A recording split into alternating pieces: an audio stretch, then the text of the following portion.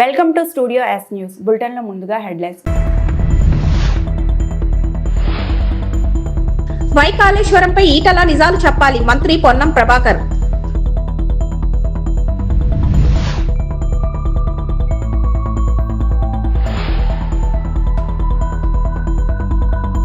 నీళ్ళిచ్చి కన్నీళ్లు తుడిచిన కేసీఆర్ పై అబాండాలు హరీష్ రావు.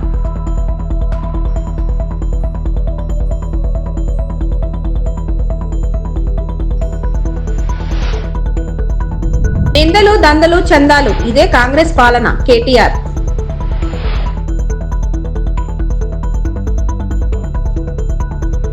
రాజకీయ లబ్ధి కోసమే కాళేశ్వరం ప్రాజెక్టుపై కాంగ్రెస్ నేతలు తప్పుడు ప్రచారం చేస్తున్నారని బీఆర్ఎస్ ఎమ్మెల్యే హరీష్ రావు విమర్శించారు.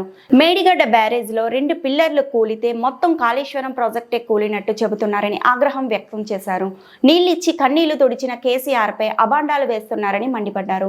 కాంగ్రెస్ బీజేపీ కలిసి తెలంగాణ గొంతు పిసికే ప్రయత్నం చేస్తున్నారని చెప్పారు. కాళేశ్వరంపై ప్రజలు వాస్తవాలు తెలియాలని, తాము చెప్పే విషయాలు 100కి 100 పాళ్ళు నిజమన్నారు. కాళేశ్వరం ప్రాజెక్టుపై దుష్ప్రచారాలు వాస్తవాలు అనే పేరుతో తెలంగాణ భవన్లో Harish Rao power point presentation ఇచ్చారు. ఈ సందర్భంగా ఆయన మాట్లాడుతూ కాళేశ్వరం అంటే 3 బ్యారేజీలు, 15 రిజర్వాయర్లు, 19 సబ్స్టేషన్లు, 21 పంప్ హౌస్లు, 203 కిలోమీటర్ల స్వరంగాలు, 1531 కిలోమీటర్ల గ్రావిటీ కాలువలు, 98 కిలోమీటర్ల treasure mains, 141 TMC storage capacity, 530 మీటర్ల ఎత్తున నీటి ఎత్తిపోతలు, తమ్మిడిహట్టి నుంచి ఎల్లంపల్లికి నీరు ఎత్తిపోసేలా మొదట రూపకల్పన చేశారు. తమ్మిడిహట్టి వద్ద నీళ్లు తక్కువ ఉంటాయని ప్రాజెక్టుకు మేడిగడ్డగా మార్చాం. మేడిగడ్డ బ్యారేజీని 7 బ్లాకులుగా 85 పియర్లుగా నిర్మించారు. కాళేశ్వరం లేకుండా పంటలు పండాయని కాంగ్రెస్ చెబుతుంది. ఈ ప్రాజెక్టు వలనే యాసంగిలోని పంటలు పండాయి. ఈ ప్రాజెక్టు 3 వనరుల ద్వారా నీటి లభ్యత ఉంది. ఈ నీటిలో వేలాది చెరువులు నింపొచ్చు. మేడిగడ్డ నుంచి మల్లన్న సాగర్ వరకు నిర్మించవచ్చని వాడకంలో ఉన్నాయి. కాళేశ్వరం కింద కాలువల ద్వారానే 90,000 ఎకరాల నీరు అందించవచ్చు. ఎందుకంటే కేసీఆర్ గారు మా అందరికీ నేర్పింది ఒకటే, ఎన్నో త్యాగాలతోని పోరాటాలతోని తెలంగాణ సాధించాం. మనకు రాజకీయాల కంటే కూడా రాష్ట్రం ముఖ్యం, రాష్ట్ర ప్రజల ప్రయోజనాలు ముఖ్యం. అధికారంలో ఉన్న ప్రతిపక్షంలో ఉన్న రాష్ట్ర ప్రయోజనాల కోసమే పనిచేయాలనేదే కేసీఆర్ గారు ఎప్పుడు కూడా మాకు చెప్తూ ఉంటారు. అందువల్ల ఈరోజు కూడా ఒక బాధ్యతాయుతమైనటువంటి ప్రతిపక్షంగా ఈ కాళేశ్వరం ప్రాజెక్ట్ మీద, కాళేశ్వరం అనేది definitely it is a life line to the state of Telangana. ఇది ఒక జీవధార. ఈరోజు ఈ కాళేశ్వరం మీద కేవలం రాజకీయాల కోసం కాంగ్రెస్ పార్టీ దుష్ప్రచారం చేయడం కోసం, బురద జల్లడం కోసం, రాజకీయ లబ్ధి పొందడం కోసం ఈ ప్రాజెక్టును మరమ్మతు చేయకుండా తాత్సారం చేసే ప్రయత్నం చేస్తుంది. అంటే రాష్ట్ర ప్రయోజనాల కంటే రాజకీయ ప్రయోజనాల మీదనే కాంగ్రెస్ పార్టీ ఎక్కువ దృష్టి పెడుతూ బురద జల్లే ప్రయత్నం చేస్తుంది. అందువల్ల ఈ ప్రజెంటేషన్లో చాలా వివరంగా మీకు చెప్పే ప్రయత్నం చేస్తాం. అందరికీ సాఫ్ట్ కాపీసు, హార్డ్ కాపీస్ కూడా పంపిస్తున్నాం. ఒకటేమో ఈ బ్రీఫ్ ప్రజెంటేషన్, ఒకటి పీపీటీ మీ అందరికి షేర్ చేశాం. రెండవది కాళేశ్వరం ప్రాజెక్టు మీద వాస్తవాలు, అంటే వక్రీకరణలు, వాస్తవాలు, వివరాలన్నీ కూడా మీకు అందిస్తూ ఉన్నాం. ఈ 2 బుక్స్ కూడా మీ అందరికీ ఇచ్చాం. దయచేసి చదవండి. మీరు ప్రజెంటేషన్ అయిన తర్వాత ఇంకేమైనా డౌట్స్ ఉంటే కూడా ఐ విల్ క్లారిఫై. మీ అందరికీ ఒక నోట్బుక్, పెన్ కూడా ఇచ్చాం, నోట్ చేసుకోండి. లాస్ట్లో I will answer all your questions and doubts. Yeah please.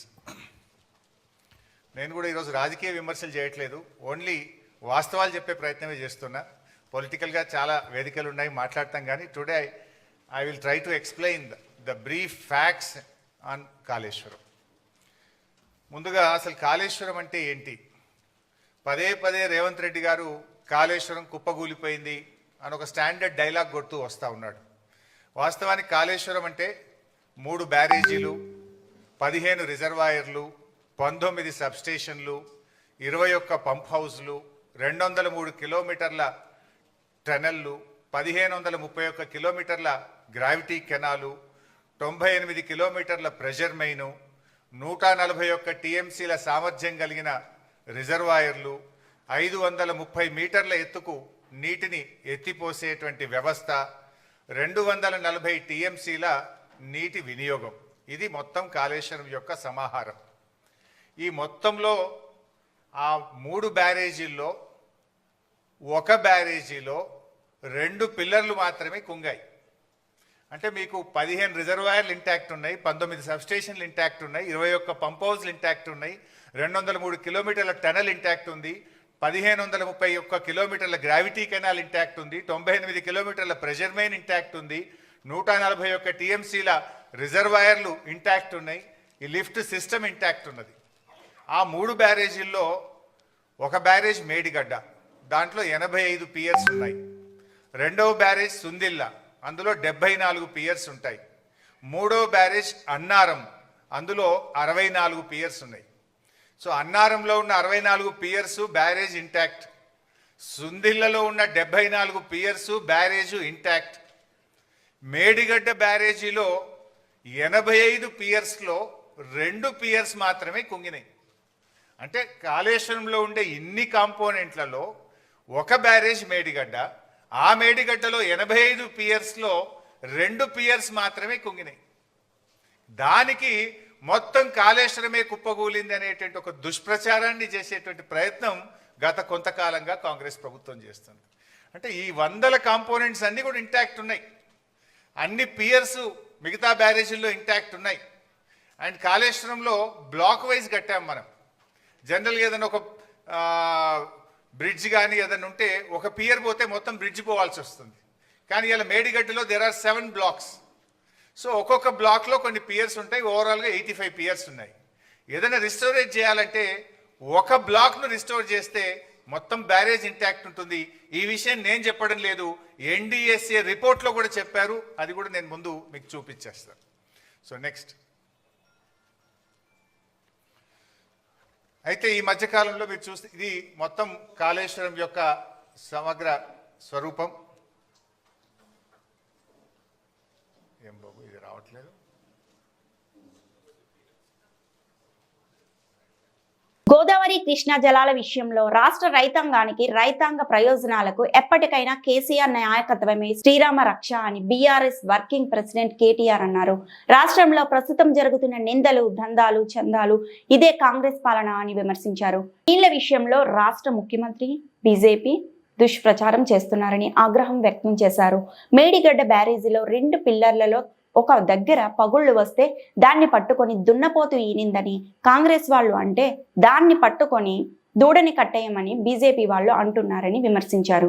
నాయకత్వంలో తెలంగాణకు గతంలో సాగునీటి రంగంలో జరిగిన అన్యాయం గురించి సంపూర్ణమైన అవగాహన ఉన్న నాయకులుగా, ఇరిగేషన్ మంత్రిగా అత్యద్భుతంగా పనిచేసి అటు మిషన్ కాకతీయ కానీ ఇటు సాగునీటి ప్రాజెక్టులు కానీ శరవేగంగా పూర్తి చేసి ఇవాళ తెలంగాణలో కొత్తగా 1 కోటి ఎకరాల మాగాణం కేసీఆర్ గారి ప్రభుత్వంలో సృష్టించబడ్డది అంటే దానికి ప్రధాన కారకులు పెద్దలు మాజీ మంత్రివర్యులు హరీష్ రావు గారు, గౌరవనీయులైన పార్టీ సీనియర్ నాయకులందరికీ, గౌరవ శాసనసభ్యులు, గౌరవ రాజ్యసభ సభ్యులు, గౌరవనీయులైన సీనియర్ నాయకులందరికీ ఈరోజు ఇక్కడ కాళేశ్వరం విషయంలో వాస్తవాలు మరి ప్రజల ముందు పెట్టడానికి హరీష్ రావు గారు ఇస్తున్న ఈ పవర్ పాయింట్ ప్రజెంటేషన్కి హాజరైన పాత్రికేయ మిత్రులకు నమస్కారాలు.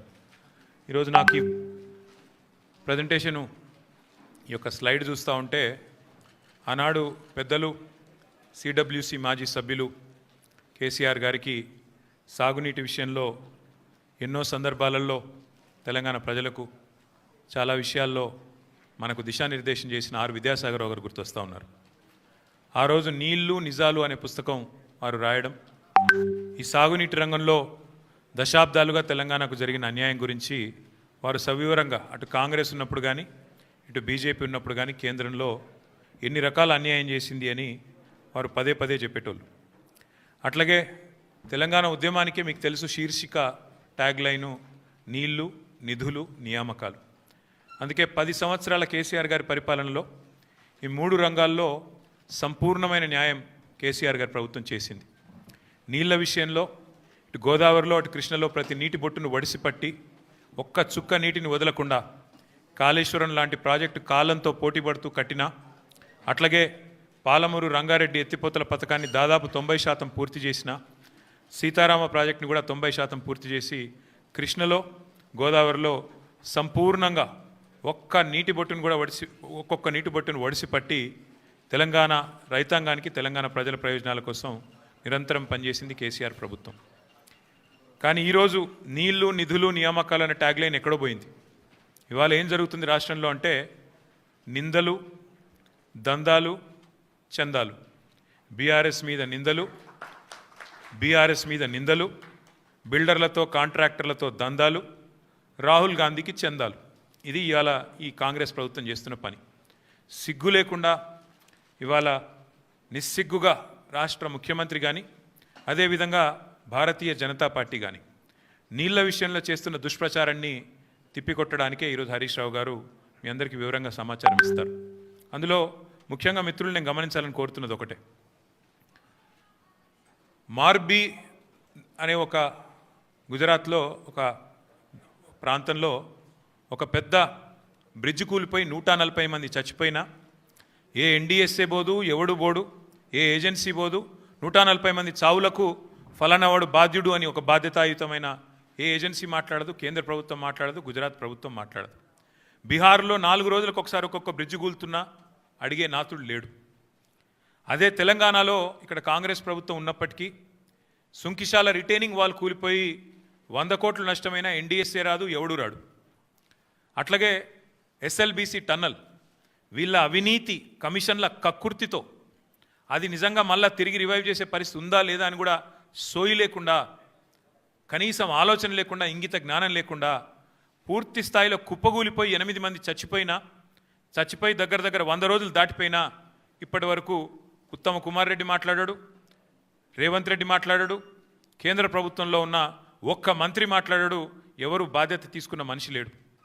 అట్లాగే వట్టెం పంప్ హౌస్ మునిగిపోయిన ఈ కాంగ్రెస్ ప్రభుత్వం వచ్చిన తర్వాత దాని గురించి మాట్లాడేటోడు లేడు. అట్లాగే పెద్దవాగు ఒకసారి కాదు 2 సార్లు కొట్టుకొని పోయిన ప్రాజెక్టు అడిగేవాడు లేదు. కానీ కాళేశ్వరం విషయంలో మాత్రం హరీష్ రావు గారు, కేసీఆర్ గారు 100 సార్లు చెప్పారు.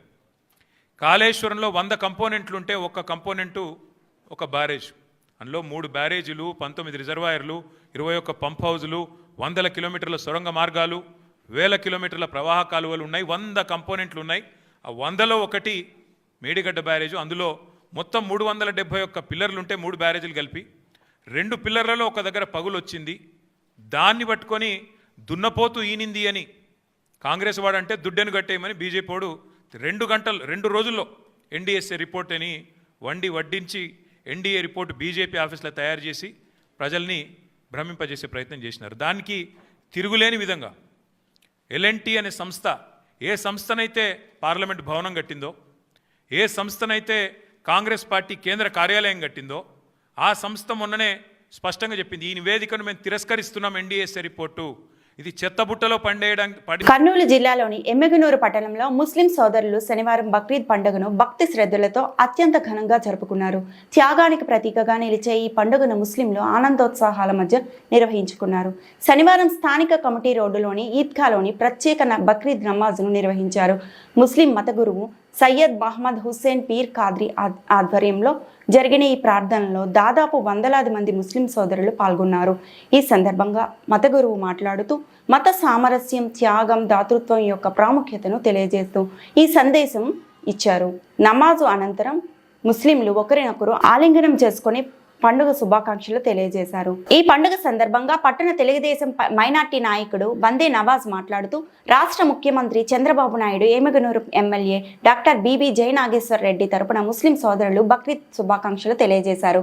ఈ సందర్భంగా ప్రజలందరూ సుఖ సంతోషాలతో ఉండాలని ఆకాంక్షించారు. పండుగ సందర్భంగా ఎటువంటి అవాంఛనీయ ఘటనలు జరగకుండా పట్టణంలో పోలీసులు పటిష్ట బందోబస్తు ఏర్పాటు చేశారు. పట్టణ సీఐ శ్రీనివాసులు మరియు ఎస్ఐ మధుసూదన రెడ్డి ఆధ్వర్యంలో పోలీసులు ఈద్గా వద్ద మరియు పట్టణంలోని సున్నితమైన ప్రాంతంలో గట్టి భద్రతా చర్యలు చేపట్టారు.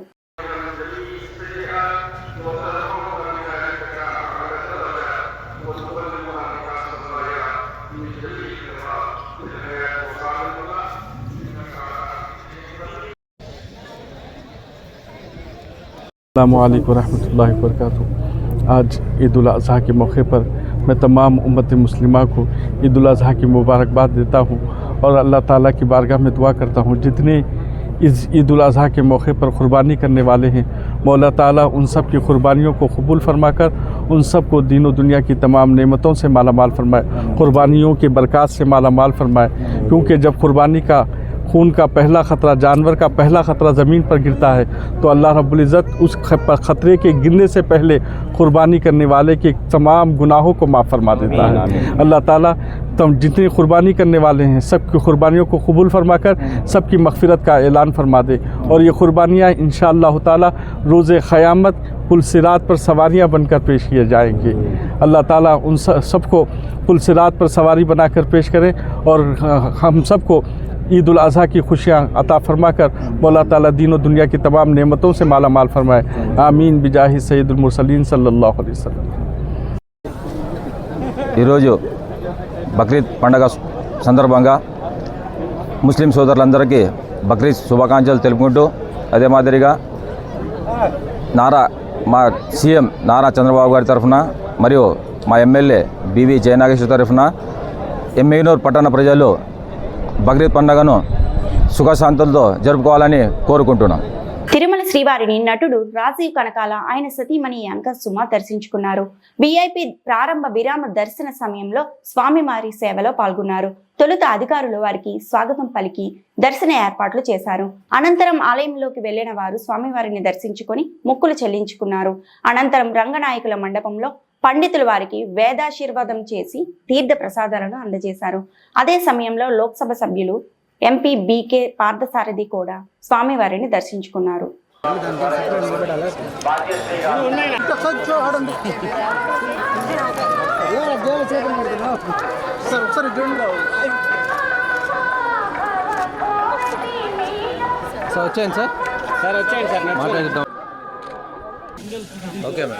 నమస్కారం. ఈరోజు తిరుపతికి వచ్చి వెంకటేశ్వర స్వామిని దర్శించుకోవడం జరిగింది. దర్శించుకున్న తర్వాత ఇంకా మాట్లాడడానికి ఏముంటుంది చెప్పండి, అంతా ఆనందమే. ఇప్పట్లాగే అంటే అనుకోకుండా ప్లాన్ చేసుకోలేదు, అనుకోకుండా మేము వచ్చేయాలనుకున్నాం. అంటే ఆయన పిలిస్తే తప్ప రావడం కుదరదు కదండి. అలాగే వచ్చినా కానీ దర్శనం చాలా అద్భుతంగా జరిగింది. ఆ స్పిరిచువాలిటీ ఇంకోటి ఒకసారి ఆయన్ని దర్శించుకున్న తర్వాత ఇంకా పెంపొందుతుంది. అలాగే పెంపొందింది. థ్యాంక్ యూ, మీ అందరికి కూడా థ్యాంక్ యూ. మా ఆవిడతో సంతోషంగా ఉంది. పిల్లలు రాలేదు కానీ నెక్స్ట్ టైం పిల్లలతో పాటు వస్తాం. మోగ్లీ ఉందండి కానీ ఇక్కడ మాట్లాడడం సమంజసం కాదనుకుంటా దేవుడి ముందు. శని ఆదివారాలు సెలవు దినాలు కావడంతో భద్రాచలం శ్రీ సీతారామచంద్ర స్వామి వారి ఆలయంలో భక్తుల రద్దీ పెరిగింది. రాష్ట్రంలోని పలు ప్రాంతాల నుండి భక్తులు పోటెత్తడంతో ఆలయ ప్రాంగణం అంతా రద్దీగా మారాయి. తెల్లవారుజాము నుంచే స్వామివారి దర్శనం కోసం భక్తులు క్యూ లైన్ లో వేచి ఉన్నారు. సర్వదర్శనం, ప్రత్యేక దర్శనం క్యూ లైన్ భక్తులతో కిక్కిరిసిపోయినాయి. ప్రధాన ఆలయంలోని లక్ష్మణ సమేత సీతారాముల మూల మూర్తులకు ఆలయ అర్చకులు బంగారు తులసి దళాలతో అర్చన చేశారు. భక్తులు భారీగా తరలి రావడంతో ఉచిత దర్శనానికి 3 గంటలు, ప్రత్యేక దర్శనానికి 2 గంటల సమయం పడుతుంది.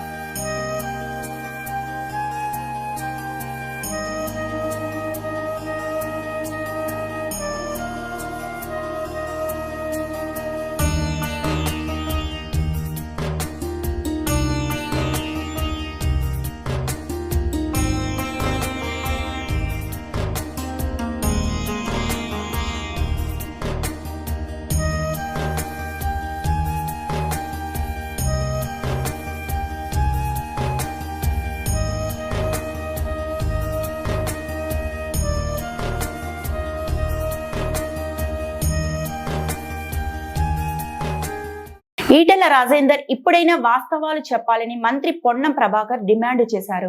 బీఆర్ఎస్ పార్టీ నుండి తొలగించిన విధానాన్ని గుర్తు చేసుకోవాలని ఈటెలకు హితవు పలికారు.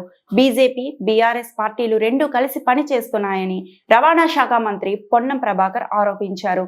ఆరోగ్యం క్షీణించిన మాగంటి గోపీనాథ్ త్వరగా కోలుకోవాలని తాను దేవుణ్ణి ప్రార్థిస్తున్నట్టు మంత్రి తెలిపారు. బోరుబండలో బీఆర్ఎస్ కార్యకర్త మరణానికి గోపీనాథ్ అనారోగ్యానికి లింక్ పెట్టడం సరైంది కాదన్నారు.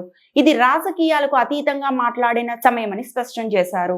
గారు కనీసం ఇప్పుడైనా నిన్ను ఆ పార్టీ నుంచి గెంటి వేసినటువంటి విధానానికి స్పందించి అయినా వాస్తవాలను చెప్పే ప్రయత్నం చేయాలని కోరుకుంటాను. ప్రాజెక్టుకు సంబంధించినటువంటి ప్రతి అంశం మీద జరిగినటువంటి వాస్తవాన్ని గతంలో అధికారులు చెప్పినాయి, మిగతా వివిధ ఏజెన్సీస్ చెప్పినటువంటి దాన్ని దృష్టిలో పెట్టుకుని ఫ్యాక్ట్స్ చెప్పాలని డిమాండ్ చేస్తున్నా. మళ్ళీ పొలిటికల్ ఏదైతే మేనేజ్మెంట్ చేసుకొని అందరూ ఒకటే విధానంగా పోయేటువంటి ప్రయత్నం జరిగితే తప్పకుండా అటువంటి అంశాలను కూడా ఘోష్ కమిటీ గుర్తించి సరైనటువంటి నివేదిక ఇస్తుందని ఆకాంక్షిస్తాం. కేంద్రంలో అధికారంలో ఉన్నటువంటి భారతీయ జనతా పార్టీ అలయన్స్ రాష్ట్రం అయిపోయి ఆంధ్రప్రదేశ్ సంబంధించినటువంటి దగ్గర తెలంగాణ సంబంధించిన కృష్ణానది నీళ్ళు తీసుకుపోయే ప్రయత్నం జరుగుతుంటే ఎక్కడ కూడా దానికి సంబంధించి మాట్లాడతలేరు. దానికి సంబంధించిన రియాక్షన్ ఉంటలేరు. తెలంగాణ ప్రయోజనాలు కాపాడే అంశానికి సంబంధించి బీజేపీ బాధ్యతారాహిత్యంగా వ్యవహరించొద్దని ఈ సందర్భంగా డిమాండ్ చేస్తారు. కర్నూలు జిల్లా ఆదోని పట్టణంలో ఎస్ఎఫ్ఐ ఆధ్వర్యంలో ఆదోని పట్టణంలోని విట్టా కిష్టప్ప నగర్ లో ఉన్నటువంటి ఇండోర్ స్టేడియం ని ఎస్ఎఫ్ఐ బృందం సందర్శించడం జరిగింది. సందర్భంగా ఎస్ఎఫ్ఐ జిల్లా ఉపాధ్యక్షుడు శ్రీనివాసులు, పట్టణ అధ్యక్షుడు శశిధర్ మాట్లాడుతూ ఇండోర్ స్టేడియం పనులను వెంటనే ప్రారంభించి పూర్తి చేయాలని, ఆదోని నుంచి ఎందరో రాష్ట్ర జాతీయ స్థాయిలో క్రీడాకారులుగా రాణిస్తున్నారు. స్టేడియం లేక చాలా ఇబ్బందులు పడుతున్నారు. ఇండోర్ స్టేడియం పనులు ఇప్పటికే 60% పూర్తయింది. ఆదోని నియోజకవర్గం శాసనసభ్యులు డాక్టర్ పార్థసారథి స్పందించి ఇండోర్ స్టేడియం పనులను ప్రారంభించి వెంటనే పూర్తి చేయాలని ఎస్ఎఫ్ఐ నాయకులు డిమాండ్ చేశారు. టీడీపీ గవర్నమెంట్ 2 కోట్లతో మంజూరు చేయడం జరిగింది. మంజూరు చేసిన తర్వాత 60% పనులు కూడా పూర్తయిన పరిస్థితి మనకు కనబడుతుంది. ఆ తర్వాత అయితే వైఎస్ఆర్సీ ప్రభుత్వం అధికారంలోకి వచ్చిన సందర్భంగా ఈ 5 ఏళ్ల కాలంలో ఈ ఇండోర్ స్టేడియం వైపు కన్నెత్తి చూడలేని పరిస్థితి మనకు కనబడుతుంది. ఒక ఇటుకు కూడా వేయలేని పరిస్థితి మనకు కనబడుతుంది. ఆనాటి ఉన్నటువంటి ఎమ్మెల్యే గారు కూడా 5 ఏళ్ళు ఎక్కడ అసెంబ్లీలో అయినా అధికారులు కూడా చర్చించలేక నిధులు తెప్పించే దాంట్లో నిర్లక్ష్యం వహించారు.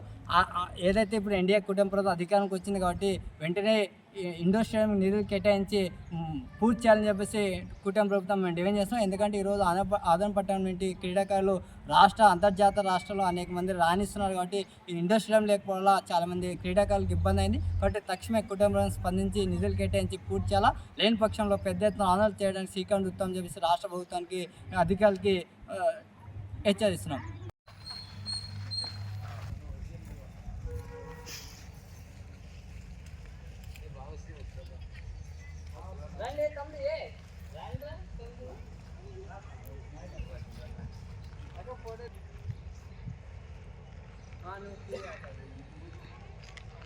కర్నూలు జిల్లా ఆదోని మున్సిపల్ కార్యాలయం నందు సమావేశ మందిరంలో జూన్ 8న జరిగే బక్రీద్ పండుగ సందర్భంగా ఆయా మత పెద్దలతో శాంతి కమిటీ నిర్వహించారు. ఈ కార్యక్రమానికి విశ్వ హిందూ పరిషత్ సభ్యులు, ముస్లిం మత పెద్దలు, జిల్లా SP Vikrant Patil, Adoni sub collector Maurya Bharadwaj, Adoni DSP Hemalatha, municipal commissioner Krishna, తహసీల్దార్ శివరాముడు, సంబంధిత అధికారులు పాల్గొన్నారు. ఈరోజు అక్రమంగా రవాణా చేస్తున్నటువంటి వారిని చక్కగా పోలీసు వాళ్ళు ఎక్కడ దగ్గర పట్టుకుని గోశాల తరలిస్తా ఉన్నారు. కానీ మాకున్నట్టు సమాచారం నిన్న రాత్రి దగ్గర ఒక 200 ఆవులు కానీ గోనీలు కానీ మన ఆదోళన వచ్చినట్టుగా మాకు వచ్చిన సమాచారము. అయినా అది ఏ విధంగా మన డిపార్ట్మెంట్ వాళ్ళు చెప్పి మార్పులు ప్రయత్నం చేస్తున్నారు. ఇప్పుడు కూడా అనేక ఇళ్ళ దగ్గర ఆవుల్ని ఎద్దులు కట్టేసినటువంటి సందర్భాన్ని మనం చూస్తా ఉన్నాం. నేను డిపార్ట్మెంట్ తెలియజేయడంగా అనిమల్ యాక్ట్ అనేది ఒక యాక్ట్ ఉంది. దాని ప్రకారంగా మనం ముఖ్యంగా ఆవుని ఎట్టి పరిస్థితుల్లో కోసేదానికి అనుమతి లేదు. మనం అంటున్నాం ఎద్దుల్ని కోయించండి. ఎద్దుల్ని కూడా ఎప్పుడు కోయాలంటే వాడి వ్యవసాయానికి పనికిరాదు, వ్యవసాయం చేయలేని పరిస్థితిలో ఉంది, లేదా అది ముసలిధనంలో ఉంది అని చెప్పి ఎవరు అది వెటర్నరీ డాక్టర్స్ గుర్తించిన తర్వాత మాత్రమే అటువంటి పశువులకు కోయడానికి అనుమతి లేనటువంటిది నాకు తెలిసినటువంటి సమాచారం. ఏదంటే డిపార్ట్మెంట్ వారు సరి చేయాల్సిందిగా నేను ఇందులో పెద్ద మనుషులు కూడా సరి చేయాల్సింది కోరుతున్నాను. ఇకపోతే రెండవది, ఈరోజు ప్రపంచం అంతా చూస్తున్నాం. నిన్న ఒక సోషల్ మీడియా కూడా నేను కూడా చూశాను. దుబాయ్ లాంటి దేశాల్లో, అరబ్ లాంటి దేశాల్లో ఆవుకు సంబంధించి సంబంధించినటువంటి ఆవు పేడాన్ని టన్నుల కొద్ది తెప్పించుకొని వాళ్ళ దేశంలో చదువుతా ఉన్నారు. ఎందుకు? వాళ్ళ భూమిని సారవంతం చేసుకోవడానికి. ఈరోజు మనం పండుగ పేరుతో ఈ విధంగా జంతువులను మనం బలిస్తూ పోతే రేపు పొద్దున మ్యూజియం తప్ప మనం ఆవులని కానీ ఎద్దులను ఎక్కడ చూసేటటువంటి పరిస్థితి కనపడదు. కాబట్టి అంతేకాకుండా ఆవు మా గోమాత అయితే ఎద్దు కూడా మా బసవన్న లాంటి బసవేశ్వర పేరు పెట్టుకుంటాం, మేము బసమ్మ అనే పేరు పెట్టుకుంటాం. మేము మా మనోభావాలు గౌరవించాలి. ఇలా మా మనోభావంతో పాటు పర్యావరణానికి సంబంధించినటువంటిది కూడా ఈ విషయాన్ని మీరు గుర్తుపెట్టుకోవాలి. ఇప్పుడు నేను కూడా ఒకసారి సోదరుడు చెప్పారు, అల్లా కుర్బాన్ ఇమ్మంటే ఆయన ఇచ్చాడంట. నాకు అత్యంత ప్రీతి మీద నా కొడుకు కాబట్టి నా కొడుకుని నేను ఒక్కోసి నీకు బలిస్తా అన్నాడు. అప్పుడు అల్లా ప్రత్యక్షం ఆయన చెప్పాడంట. నేను ఈనాడు పేపర్లో చూశాను, క్లిప్పింగ్ ఉంది, ఇలా కాబట్టి అందరూ చూడొచ్చు. తన చక్కగా రాశారు. తర్వాత ఆ యొక్క భక్తులు చెప్తాడు, నేను నాకు అత్యంత ప్రీతి నా ప్రాణం కంటే నా కొడుకు కదా, ఏంటంటే నీకు బలిస్తే నువ్వు సంతోషపడతావు కదంటే అప్పుడు అల్లా చెప్పినట్టు విషయం ఏమంటే, నువ్వు ఏదైతే ఇస్తానని ఆలోచన చేసినావో ఆ ఆలోచనతోనే నేను తృప్తి అయినాను, నాకు ఇవ్వాల్సిన అవసరం లేదంటే, లేదు ఏదో ఒకటి ఇవ్వాలి కదంటే గొర్రెని తీసుకొని నాకు బలి అని చెప్పినటువంటి సందర్భంలో నేను తప్పు చెప్తే పెద్దలు సరిచేయలేదు. నేను కోరుతా ఉన్నా, గొర్రెని బలిస్తే సరిపోతుంది. మళ్ళీ ఎక్కడ కూడా కుర్రాళ్ళు కానీ ఎక్కడ ఆవులు కానీ ఎద్దులు కానీ ఒంటెలు కానీ బలియమని ఎక్కడ చెప్పినటువంటి సందర్భం లేదు. కాబట్టి మీరు అందరూ కూడా ఒకసారి ఆలోచన చేసి మా మనోభావం దెబ్బతింటేటువంటి మేము గౌరవంగా పూజ చేసేటటువంటి వాటిని మీరు ఎందుకు బలిస్తారని చెప్పి ఒకసారి గుండెమే చేసుకుని ఆలోచన చేయాల్సినటువంటి మేమందరూ నేను విజ్ఞప్తి చేస్తున్నా.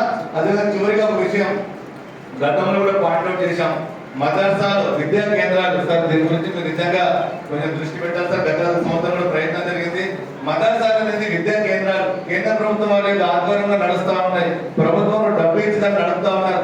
అటువంటి విద్యా కేంద్రాల్లో మళ్ళా ఈ వద్ద జరగడం ఎంతవరకు సమాజం చెప్పి నేను సభాముఖంగా నేను కోరుతా ఉన్నా, ప్రశ్నిస్తా ఉన్నా. అసలు విద్యాలయంలో అట్లా పోయొచ్చా? ఎందుకంటే నాకైతే నేను నా ఆధ్వర్యంలో 2-3 మదర్సాలు నేను చూశాను. గత సంవత్సరం కొంచెం ప్రయత్నం జరిగింది. ఈసారి నేను మిమ్మల్ని అందరూ శిరస్సు వచ్చి నేను కోరుతా ఉన్నా, దయచేసి ముస్లిం పెద్దలందరూ మదర్సాలు విద్యా కేంద్రాలు అటువంటి చిన్న పిల్లలు చదువుకునేటటువంటి యొక్క కేంద్రాల్లో మనం ఒక ఆవును పెట్టి మనం కోసినట్టు వాళ్ళ యొక్క విషయం వాళ్ళ పిల్లలకు మనం ఏం మెసేజ్ ఇస్తాం, వాళ్ళకి ఏం మెసేజ్ పోతుంది ఒకసారి మీరు ఆలోచన చేయండి అని చెప్పి మరొకసారి విజ్ఞప్తి చేస్తూ మనందరం కూడా ఖచ్చితంగా ఆ యొక్క పండుగని కలిసి జరుపుకుందాం. ఏదైతే అక్రమంగా అనేక పశువులు లోపలికి వచ్చుకునే వాళ్ళని వెంటనే పోలీసులు గుర్తించి దాని భోజనాలను తరలిస్తారని ఆశాభావం తెలియజేసుకుంటూ నాకు ఈ అవకాశం ఇచ్చినటువంటి పెద్దలందరూ కూడా ధన్యవాదాలు తెలియజేసుకుంటారు. ఈ వార్తలు ఇంతటితో సమాప్తం.